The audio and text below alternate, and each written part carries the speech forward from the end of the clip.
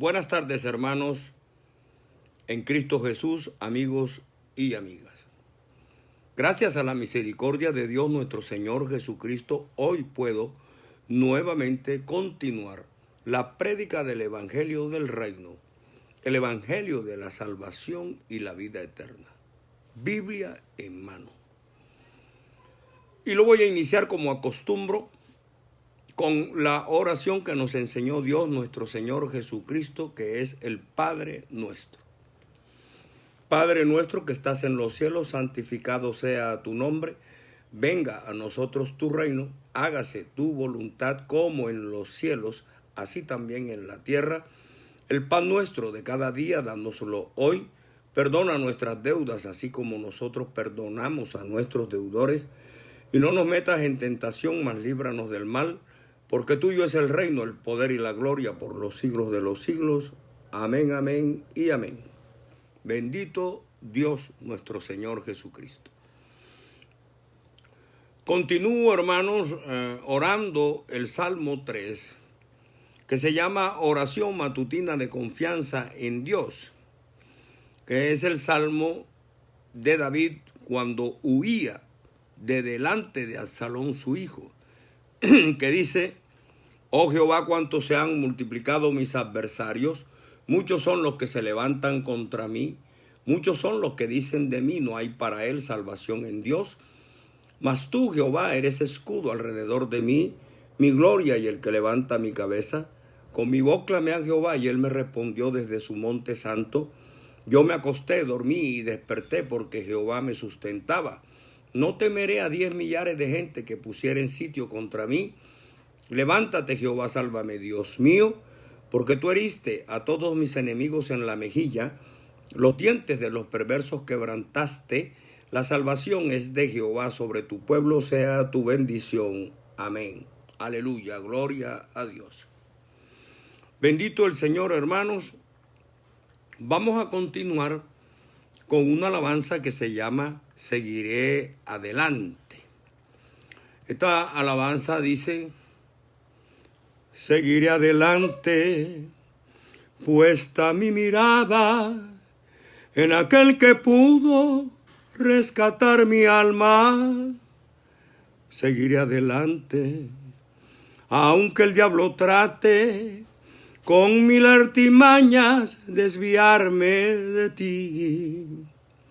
Seguiré adelante, aunque la tormenta sea tan violenta que hunda mi barca. Y aunque naufragando en el mar me encuentre, sé que Jesucristo en su barco hermoso salvará mi alma. Seguiré adelante, sí, firme adelante, luchando y gatando tremendas batallas del mundo y sus cosas. Si en algún momento siento que declino, alzaré mis manos y rogaré la ayuda de mi Jesucristo. Y sé que su mano siempre estará lista para defenderme en las pruebas y luchas. Y sé que su amor, su bendito amor, me guiará hasta el fin. No le temo a nada, no.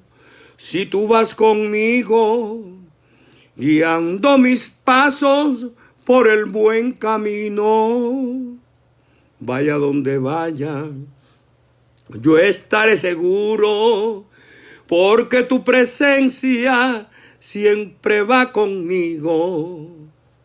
No le temo a nada, no, ni a la misma muerte, pues sé que si muero me uniré contigo. Cruzaré desiertos y el valle de sombras, y mi alma segura porque vas conmigo, nada temerá. Seguiré Adelante, sí, firme adelante, luchando y ganando tremendas batallas del mundo y sus cosas. Si en algún momento siento que declino, alzaré mis manos y rogaré la ayuda de mi Jesucristo. Y sé que su mano siempre estará lista para defenderme en las pruebas y luchas.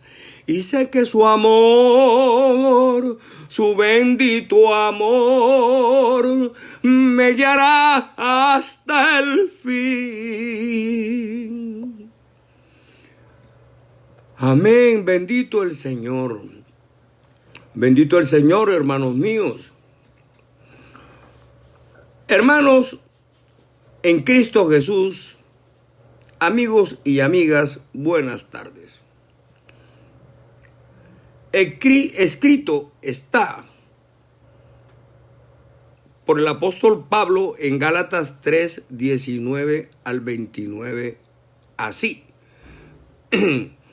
Este es para poder continuar, perdón por el paréntesis, para poder continuar lo que se ha venido explicando en prédicas pasadas de los periodos por los cuales ha atravesado la humanidad. Y sabemos entonces que ya en aquel primer periodo de Adán a Moisés no hubo ley. Pero conozcamos lo que dice el apóstol Pablo acerca de la ley. ¿Cuál es el propósito de la ley? Dice Pablo, entonces, ¿de qué sirve la ley?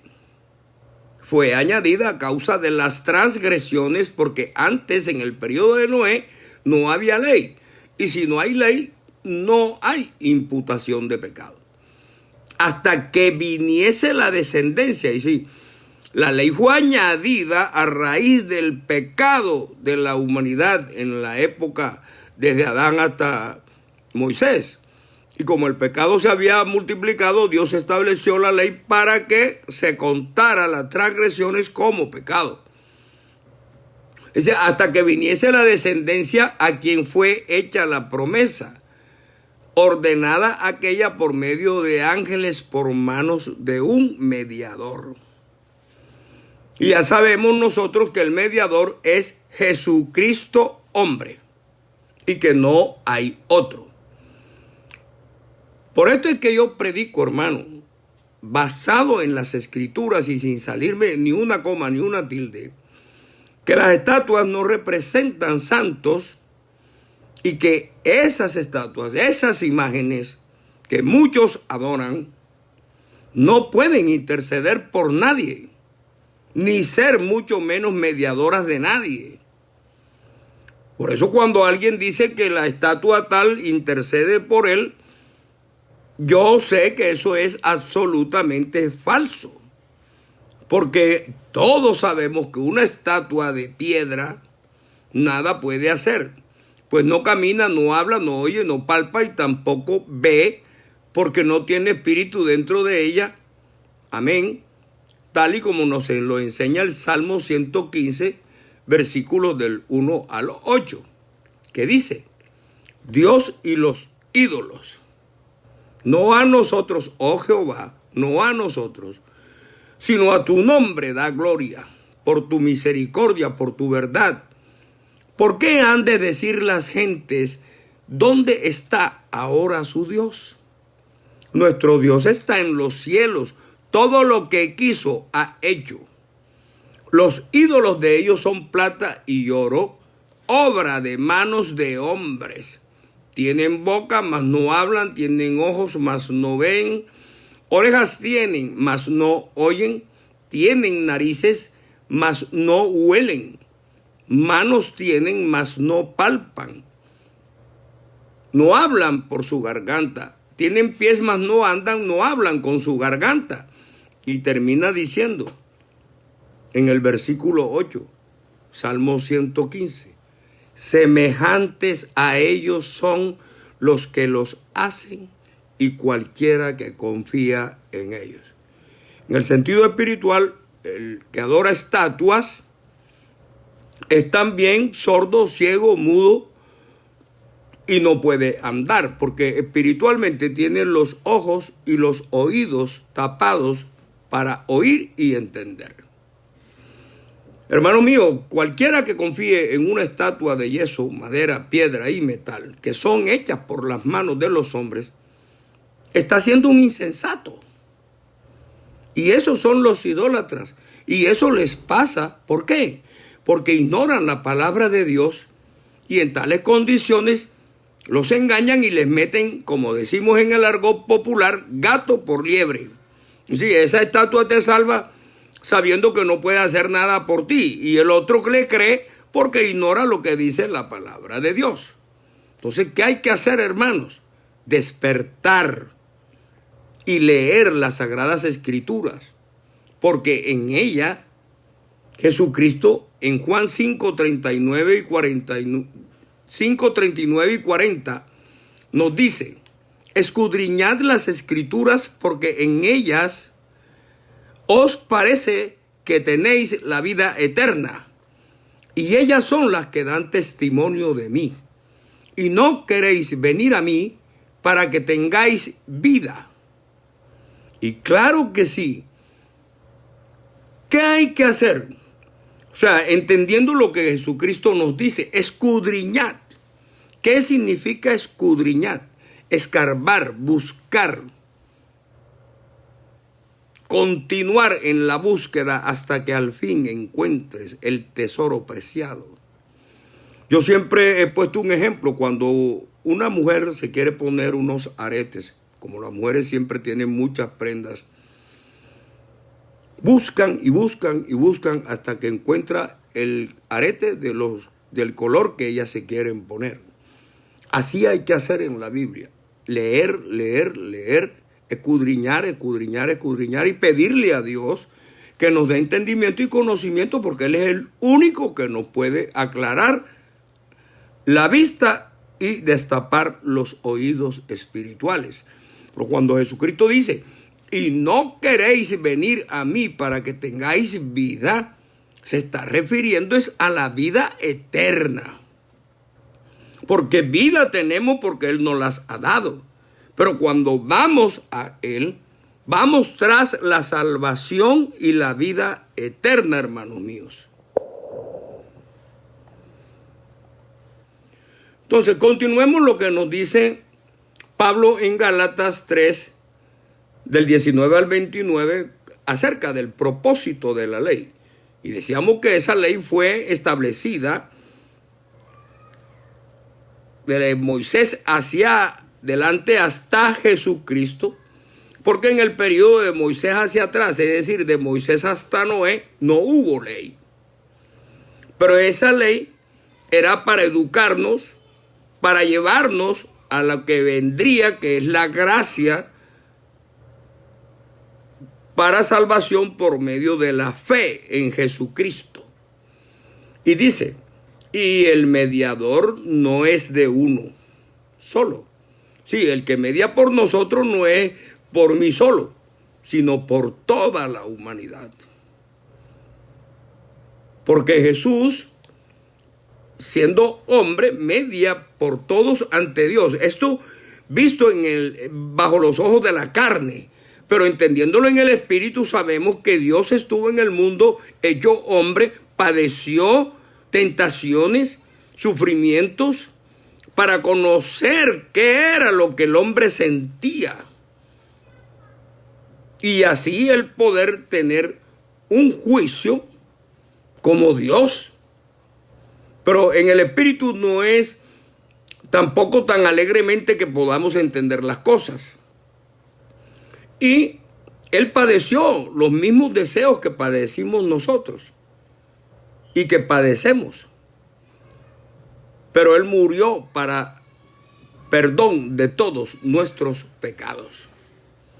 Él es el único que media por nosotros. Así está escrito en Santiago 2:19, cuando dice, tú crees que Dios es uno solo. Bien haces. también los demonios creen y tiemblan. Entonces, sigue diciendo Pablo, entonces está la ley contra las promesas de Dios. De ninguna manera, porque si la ley dada pudiera vivificar, la justicia sería verdaderamente por la ley. Pero la Escritura lo encerró todo bajo pecado para que la promesa que es por la fe en Jesucristo fuese dada a los creyentes. Es decir, se encerró todo bajo pecado, bajo el mandato de la ley, porque lo que venía era la salvación por gracia y no por ley, o sea, o no por obras, para que nadie se jactara o se gloriara, diciendo yo soy salvo porque me lo gané, porque me lo merezco, porque fui buen hombre, hice buenas obras. No. La salvación es gratis por medio de la misericordia de Dios. Pero hay un mediador que es Jesucristo. Y es por la fe en Él que podemos obtener la salvación y la vida eterna. No en cualquier estatua, ni como lo he dicho antes, ni en ningún otro nombre. Así lo vamos a ver. Dice, pero antes que viniese la fe, o sea, el periodo en el que estamos viviendo ahora, ya no bajo la ley de Moisés hacia atrás, pero antes que viniese la ley, estábamos guardados bajo la ley, encerrados para aquella fe que iba a ser revelada. Sí, antes de que viniera la fe, estábamos bajo la ley. ¿Para qué? Estábamos encerrados para la fe que nos iba a ser revelada con la venida de Dios hecho hombre. De manera que la ley fue nuestro ayo para llevarnos a Cristo, a fin de que fuésemos justificados por la fe. Pero ahora que ha venido la fe, ya no estamos bajo ayo. Sí, ya no estamos bajo la ley.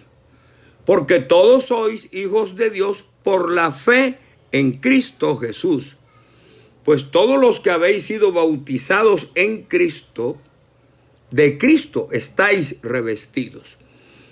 Hagamos un paréntesis en esta parte, porque cuando se dice que todos los que habéis sido bautizados en Cristo, de Cristo estáis revestidos, es porque quienes se bautizan en el nombre de Jesucristo, se ponen el sello, que es el nombre de Dios, y se revisten con su nombre. Entonces, de Cristo estamos revestidos quienes hemos sido bautizados en el nombre de Jesús. Y así está escrito en la Biblia. En Hechos 2:32, si mal no recuerdo, cuando dice, arrepentíos y bautícese cada uno de vosotros para perdón de los pecados en el nombre de Jesucristo, y recibiréis el don del Espíritu Santo. Sigue diciendo la palabra, ya no hay judío ni griego, no hay esclavo ni libre, no hay varón ni mujer, porque todos vosotros sois uno en Cristo Jesús. Y si vosotros sois de Cristo, ciertamente descendiente de Abraham sois, y herederos conforme a la promesa. Es decir, que somos hijos de Abraham. ¿Por qué? Porque Abraham es considerado el padre de la fe. Pues no siendo Abraham judío de nacimiento, sino de la tierra de Ur de los Caldeos, le creyó a Dios, y a él fue a quien Dios le hizo las promesas. Así está en Génesis 12, 1 al 5, que se nos dice, Dios llama a Abraham. Pero Jehová había dicho a Abraham, vete de tu tierra y de tu parentela y de la casa de tu padre a la tierra que te mostraré, y haré de ti una nación grande, y te bendeciré y engrandeceré tu nombre, y serás bendición. Bendeciré a los que te bendijeren, y a los que te maldijeren maldeciré, y serán benditas en ti todas las familias de la tierra. Y se fue Abraham como Jehová le dijo, y Lot fue con él, y era Abraham de edad de 75 años cuando salió de Harán. Tomó pues Abraham a Sarai su mujer y a Lot, hijo de su hermano, y todos sus bienes que habían ganado, y las personas que habían adquirido en Harán, y salieron para ir a la tierra de Canaán, y a tierra de Canaán llegaron. También hizo Jehová Dios a Abraham otra promesa y le dijo: y no se llamará más tu nombre Abraham, sino que será tu nombre Abraham, padre de una multitud, porque te he puesto por padre de muchedumbres de gentes. Y te multiplicaré en gran manera, y haré naciones de ti, y reyes saldrán de ti. Y en el Génesis 18, 9 al 5, dice que Jehová se le apareció a Abraham, ya no a Abraham, sino a Abraham, en el encinar de Mamre, que es un terreno poblado de encinas, o sea, un árbol frondoso de madera muy dura y de ramas abundantes, que puede alcanzar gran altura, y su fruto es la bellota que se utiliza para alimentar el ganado. Entonces estaba Abraham sentado en el encinar de Mamre, cuando se le aparece Dios. Por eso yo siempre pregunto, ¿hay algo imposible para Dios? Sabemos que no. Entonces, y esta vez cuando se habla de que el Verbo se hizo carne en Jesucristo, no es extraño, porque ya en el pasado, en el Antiguo Testamento, también se le había aparecido a Abraham hecho hombre, y veremos a ver por qué. Dice que Abraham, estando sentado en el calor del día, ahí al pie de la tienda, alzó sus ojos y miró, y he aquí 3 varones que estaban junto a él, se le aparecieron de pronto. Y cuando los vio, salió corriendo a recibirlos, les ofreció agua y les preparó un becerro, y estuvo con ellos debajo del árbol y comieron. Entonces uno se pregunta, ¿esta fue una aparición personal o espiritual? Yo pienso que es personal, porque los espíritus no comen, ni beben agua, ni leche. Entonces, si Dios ya en el pasado se le apareció a Abraham, y a Moisés mismo también se le apareció cuando estaba la zarza ardiendo, que Moisés le dijo que lo dejara ver, y él le dijo: no verás mi rostro, porque el que me viere morirá. Pero sin embargo, le vio las espaldas a Dios. Entonces, el hecho de que Jehová se haya hecho carne en Jesucristo es una muestra más de que Jehová sí puede venir en carne al mundo, y aquí lo está mostrando cuando se le aparece a Abraham acompañado de 2 varones más. Entonces nosotros, ¿por qué dudar que Dios se hizo hombre en Jesucristo, si para Dios no hay nada imposible? Entonces esos varones que se le aparecen a Abraham le dijeron: ¿dónde está Sara tu mujer? Y él respondió: aquí en la tienda. Entonces dijo: de cierto volveré a ti, y según el tiempo de la vida, he aquí que Sara tu mujer tendrá un hijo. Esa es la promesa que le hace en ese momento. Y Sara, su mujer, escuchaba a la puerta de la tienda que estaba detrás de él. Y Abraham y Sara eran viejos de edad avanzada, y a Sara le había cesado ya la costumbre de las mujeres. Se rió pues Sara entre sí, diciendo: después que he envejecido tendré deleite, siendo también mi señor ya viejo. Es decir, a los ojos de Sara le parecía imposible que ella pudiera concebir un hijo engendrado por su marido, porque a ella le había cesado la menstruación y su marido ya era un hombre de edad avanzada. Entonces Jehová dijo a Abraham: ¿por qué se ha reído Sara? Porque Sara se rió, dentro de sí se rió. Entonces Jehová dijo a Abraham: ¿por qué se ha reído Sara diciendo, ay, ¿por qué se ha reído Sara diciendo, será cierto que he de dar a luz siendo ya vieja?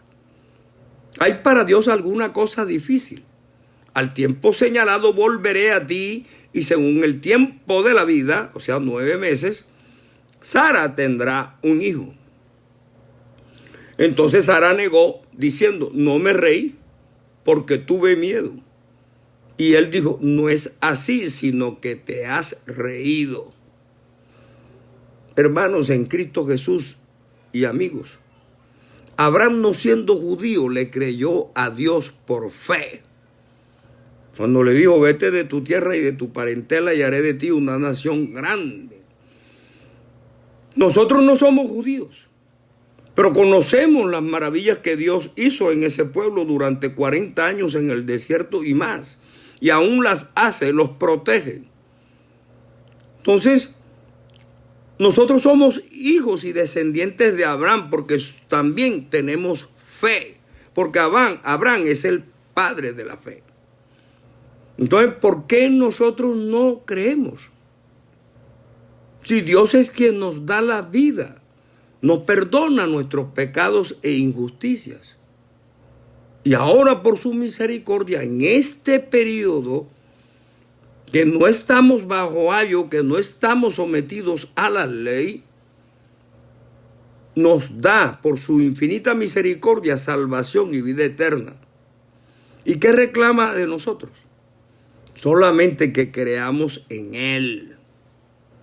Porque en la Biblia dice: cree en el Señor Jesucristo y serás salvo tú y tu casa. Esa es fe. Eso es fe. Y si somos hijos del Padre de la fe, Abraham, y Dios nos pide que tengamos fe en Él, nada nos cuesta. Solamente creer en Dios, tener la fe depositada en Dios nuestro Señor Jesucristo.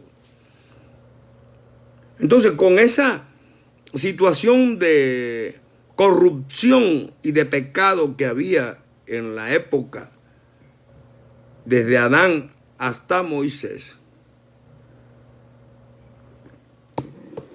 y que se enfatizó bastante en el tiempo de Noé, Dios, como ese periodo era sin ley, estableció la ley. Pero ya venido Jesucristo, se cambia por Dios la ley por la gracia. Y lo hace por el bien nuestro, para salvarnos, porque por la ley no se salvó mucha gente, pienso yo, no puedo decir ninguno, pero era muy difícil que el hombre se salvara por la ley, porque era una ley muy estricta. Y como Dios sabe, nosotros somos carne y la carne es inclinada al mal. Y así dice en su palabra. Porque Dios sabe que el hombre es inclinado al mal desde su juventud. Entonces, ¿qué vino a hacer? Nos liberó del sometimiento de la ley, del ayo. Nos quitó la sujeción que teníamos a la ley y vino Él mismo, hecho hombre, para cumplir la ley, haciéndose hombre en Jesucristo, el Hijo del Hombre, y se hizo obediente a sí mismo. O sea, el único que cumplió la ley fue Jesucristo, y lo hizo estando en su condición de hombre. Pero Jesucristo no vino a abolir la ley, sino a cumplirla, para demostrarnos que sí era posible al hombre sujetarse a ella.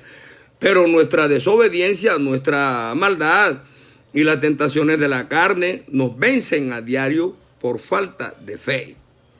Esa es la verdad. Así está escrito en Filipenses 2, 5 al 11, que nos dice: haya pues en vosotros este sentir que hubo también en Cristo Jesús, el cual, siendo en forma de Dios, no estimó el ser igual a Dios como cosa que aferrarse. Es decir, Jesucristo en su condición de hombre sabía que Él era Dios, encarnado, humanizado.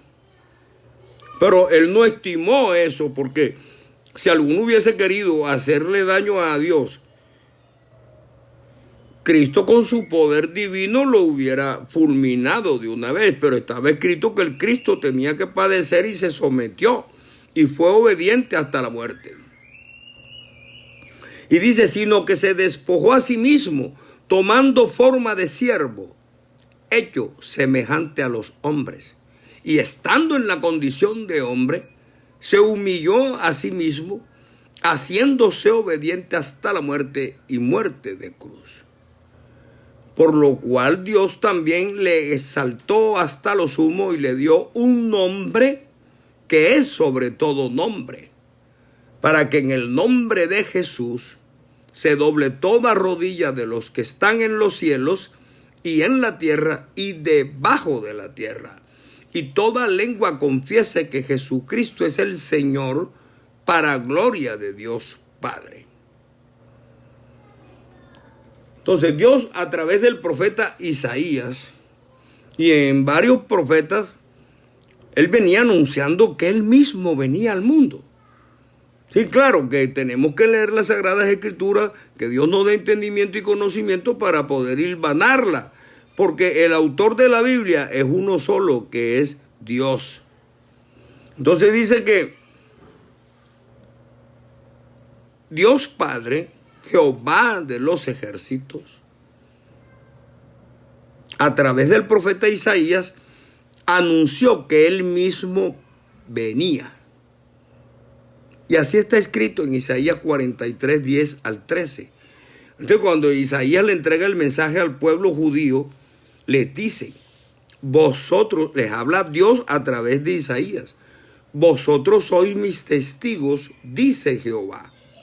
Y mi siervo que yo escogí, oigan bien, el siervo que venía, Jesús.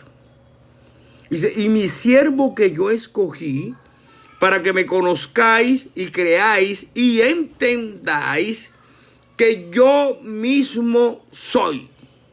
Oigan bien, antes de mí no fue formado Dios, ni lo será después de mí. O sea, ni antes ni después de Dios puede haber otro Dios. Luego Dios es uno solo. Uno solo.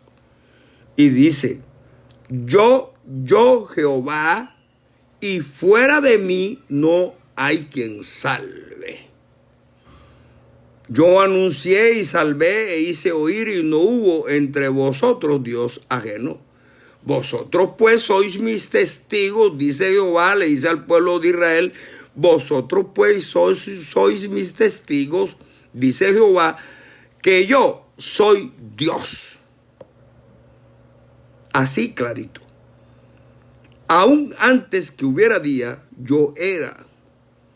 Y no hay quien de mi mano libre. Lo que hago yo, dice Dios, ¿quién lo estorbará? ¿Quién?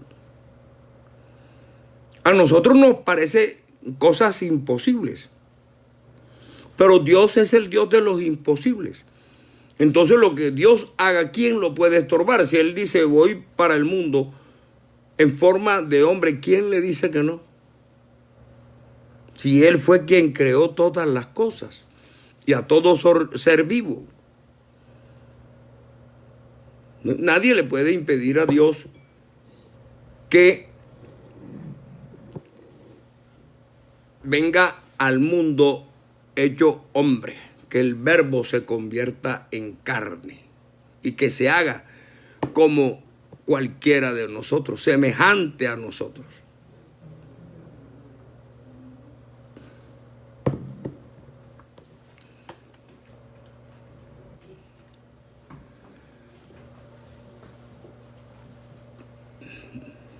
Pero el trabajo de Satanás es confundir a los pueblos.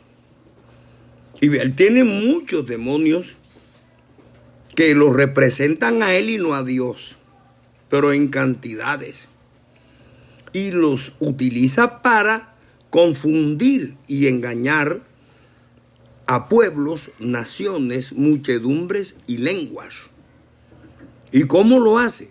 A través de esos hombres mentirosos, que son los pastores y los obreros fraudulentos, igual que sacerdotes mentirosos, los utiliza para que ellos en su imaginación inventen teorías y fábulas, como dividir a Dios en tres, por ejemplo, Padre, Hijo y Espíritu Santo, tres personas distintas y un solo Dios verdadero. Esa es la teoría trinitaria que fue acogida en el Concilio de Nicea en el 325 después de Jesucristo. Y sin embargo nosotros estamos leyendo muy claro que Dios no dice nosotros. Dios dice, Él dice, yo, Jehová, y fuera de mí no hay quien salve. Yo anuncié y salvé e hice oír. Y no hubo entre vosotros Dios ajeno. Vosotros pues, le dice a los judíos, sois mis testigos, dice Jehová, que yo soy Dios. No, él no dice nosotros somos dioses. No. Nunca en la Biblia se utiliza esa terminología. En la Biblia siempre se habla en singular para referirse a un solo Dios. Entonces, yo anuncié y salvé e hice oír. Y no hubo entre vosotros dios ajenos. Vosotros pues sois mis testigos, dice Jehová, que yo soy Dios. Asimismo en Isaías también, en el capítulo 33, versículo 22, anuncia la venida de Dios cuando dice, porque Jehová es nuestro juez, Jehová es nuestro legislador, Jehová es nuestro rey, Él mismo nos salvará. ¿Y quién es el rey? Jesucristo.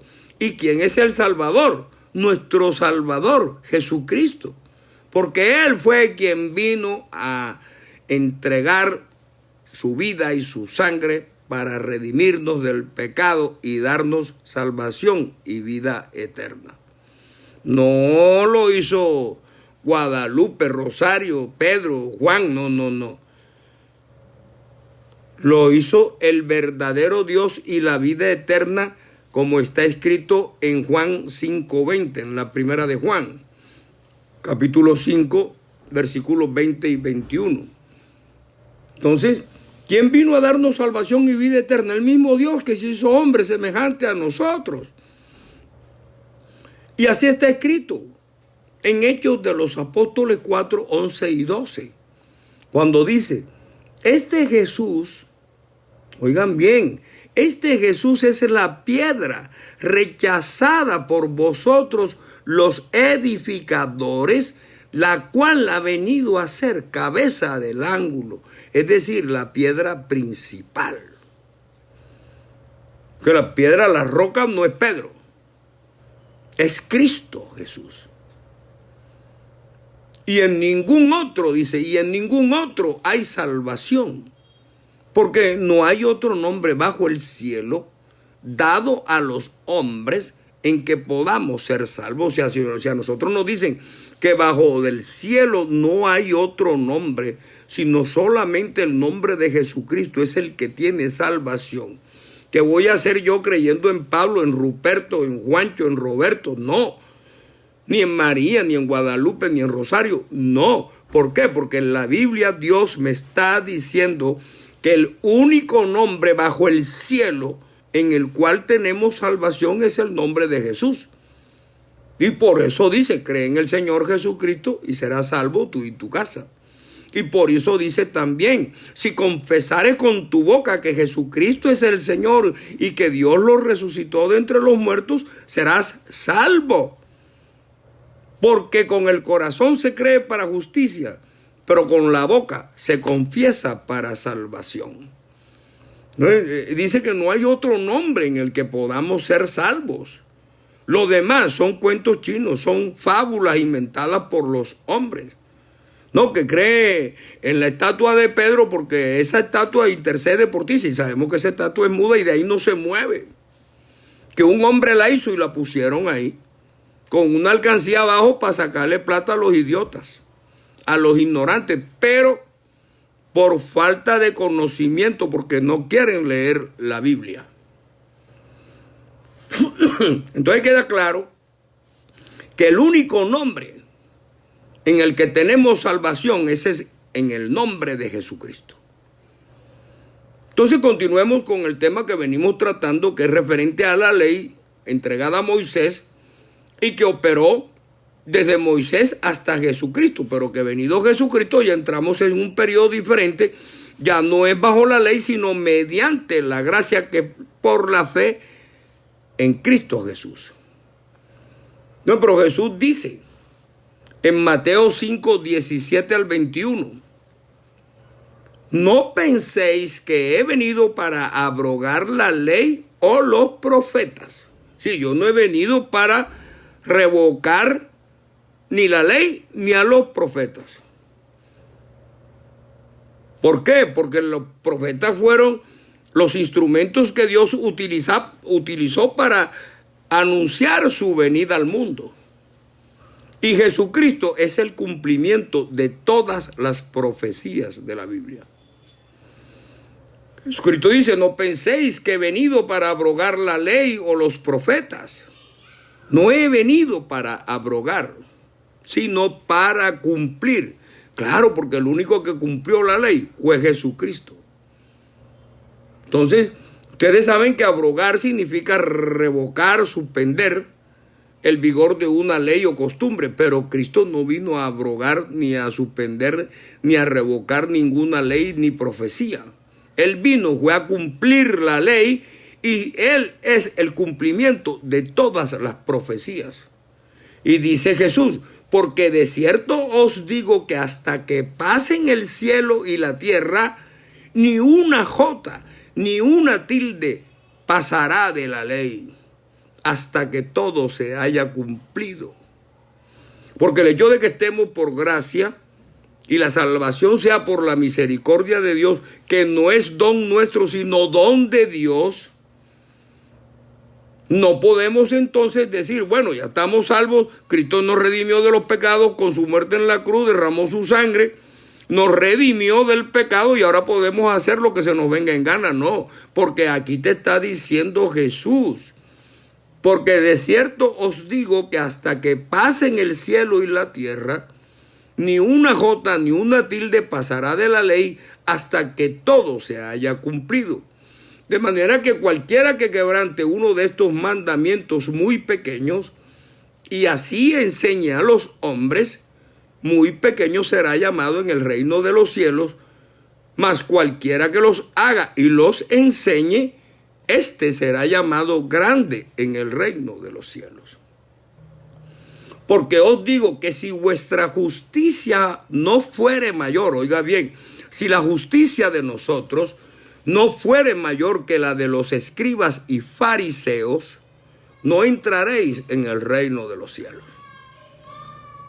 Entonces, Dios nos está mostrando, por un lado, que el hombre no se sujetaría a la ley, que él tenía que venir haciéndose hombre para sujetarse a la ley, cumplirla, ofreciéndose a sí mismo para morir en la cruz y mediante el derramamiento de su sangre podernos dar la salvación por gracia, que es por medio de la fe en Cristo Jesús. Así está escrito en Efesios 2, 8, 9 y 10. Dice, porque por gracia sois salvos por medio de la fe. Y esto no de vosotros, pues es don de Dios. No por obras, para que nadie se gloríe. Lo que decíamos ahora. Claro, la gente que pudiera alcanzar la salvación mediante la ley decía, porque es que yo era de buen corazón, era de buenos sentimientos, le daba plata a los pobres, la comida al hambriento, el agua al sediento. Entonces me salvé por mí mismo. Por eso nadie cumplió la ley. ¿Por qué? Por la debilidad de la carne. Entonces, por obras ya no estamos, hermanos míos, para salvación, sino por gracia mediante la fe en Jesús el Cristo. Dice, porque somos hechura suya. Somos hechura suya. Creados en Cristo Jesús para buenas obras, las cuales Dios preparó de antemano para que anduviésemos en ellas. Ahora, ¿quiénes eran los escribas? Lo que nosotros tenemos que ser superiores a ellos en justicia y en el amor al prójimo, naturalmente que también. ¿Por qué? Tenemos que superar a los escribas, los saduceos, a los fariseos, a los principales sacerdotes, a los ancianos y a aquellos que hacían parte del concilio de Jerusalén, porque ellos eran los que estaban siempre pendientes de lo que Jesús enseñaba y predicaba y de los milagros y maravillas que hacía Jesús para ver si le encontraban alguna falla. Y siempre lo vivían interrogando. Y dice, ¿tú por qué dices esto? ¿Y quién eres tú? ¿Y quién te dio ese poder para hacer ese milagro? Los escribas, los fariseos, los ancianos y los sacerdotes siempre andaban detrás de Jesucristo buscando, como decimos nosotros, la caída. Es decir, que diera la mínima oportunidad para poder acusarlo y llevarlo a muerte. Y el juicio que le hicieron a Jesús no fue ningún juicio. Eso fue un complot para matarlo, con testigos falsos, con calumnias. Testigos falsos que ellos mismos buscaron. Es decir, ellos eran los jueces y eran los acusadores, de manera que Jesucristo no tenía escapatoria. Él estaba condenado desde un comienzo. Así hacían en la Inquisición. El cura o el obispo era quien decía quién era hereje, quién era brujo, quién era hechicero. Y por mucho que lo sometían a interrogatorio para aparentar lo que se llama ahora un debido proceso, el tipo estaba condenado de salida. Casi nadie se escapó del tribunal de la Inquisición.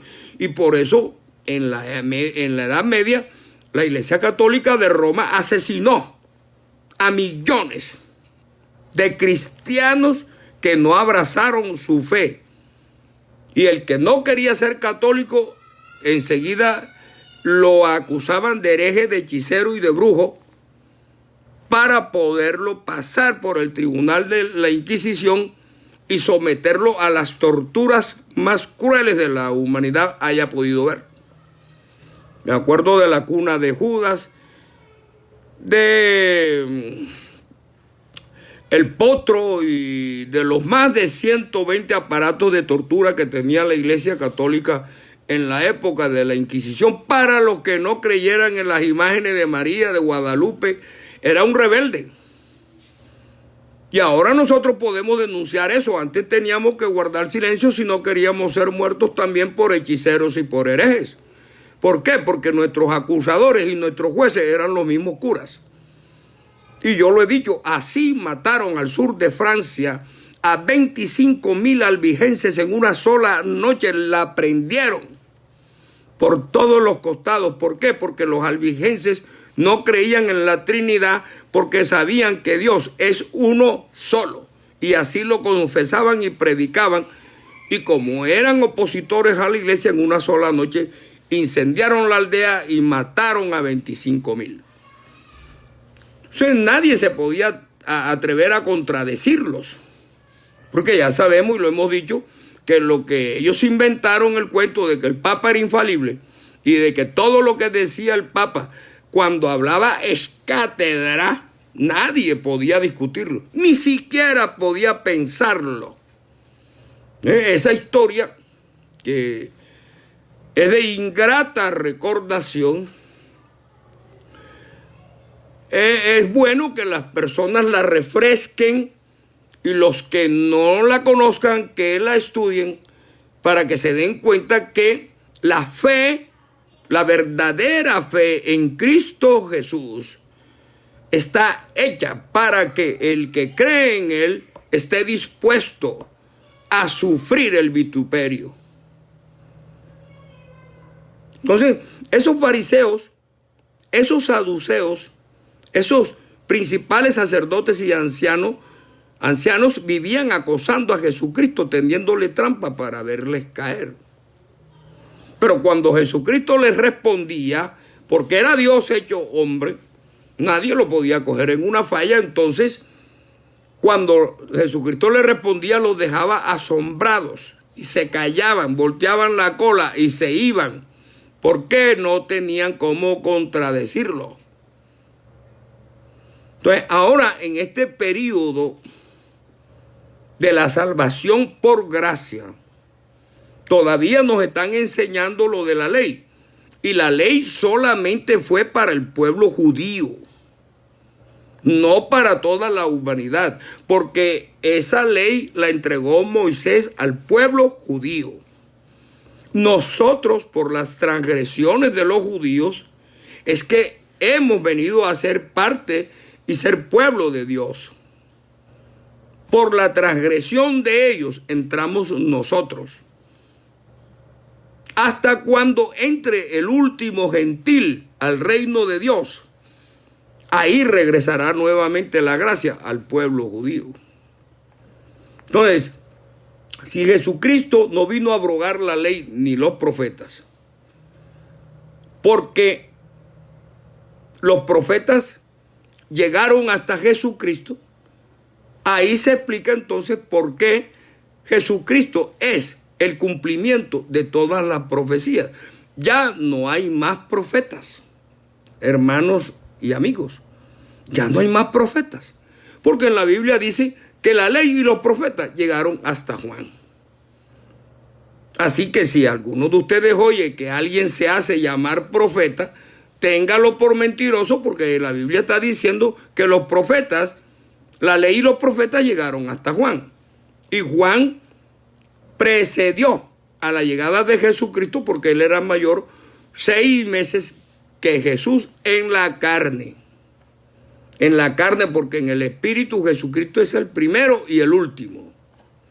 El que es y que era y que ha de venir, el Todopoderoso. Entonces, al no haber más profetas, ya no hay más profecías por sustracción de materia. Y al no haber más profecías, debemos saber y entender que es porque ya muchas profecías se cumplieron, que otras profecías se están cumpliendo, y las que faltan por cumplirse pronto se cumplirán. Amén. Otra voz, como les decía ahorita, el hecho de que no estemos bajo la ley no implica per se, es decir, por sí mismo, que podamos hacer lo que querramos. Porque sabemos que nosotros somos el templo de Dios. Y dice en la Biblia, ¿no sabéis que sois templo de Dios y que el Espíritu de Dios mora en vosotros? Todo aquel que destruya el templo de Dios, Dios lo destruirá a él. Entonces, si nosotros somos templo de Dios, el templo de Dios no es lo que se hace con bloques, ni con ladrillos, ni con cemento, ni barro. El templo de Dios somos nosotros. Aquí es donde Dios debe morar. O los que no creen en Dios, entonces ahí mora el contrario. Porque como decía, ¿no sabéis que sois templo de Dios y que el Espíritu de Dios mora en vosotros? Este es el templo de Dios. Allá son sitios hechos para congregarnos, para hablar de la Biblia, para predicar el Evangelio y refrigerarnos con la palabra de Dios. Pero el verdadero templo de Dios somos cada uno de nosotros. Aquí en nuestro interior es donde Dios debe morar. Entonces, por eso mismo, no podemos coger el cuerpo de Dios, el templo de Dios, para transgredir la ley haciendo lo que se nos venga en gana, porque sabemos que estamos ofendiendo a Dios. Entonces, ¿qué podemos hacer? Procurar comportarnos de tal manera que nuestras transgresiones sean pocas, ojalá ninguna, lo más leve posible, para agradar a Dios con nuestro comportamiento. Porque aun cuando ya no estamos bajo la ley, sino mediante la gracia, de todas maneras Jesucristo acaba de decir que ni una jota ni una tilde pasará de la ley hasta que no se hayan cumplido todas las cosas.